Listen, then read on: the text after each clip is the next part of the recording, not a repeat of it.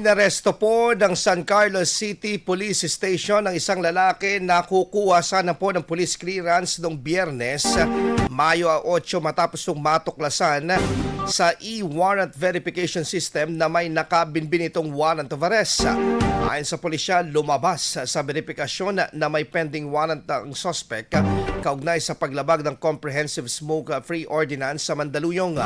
Dahil dito agad siyang inaresto at mismong proseso ng pagkuha ng clearance at dinala sa impilan para sa kaukulang dokumentasyon.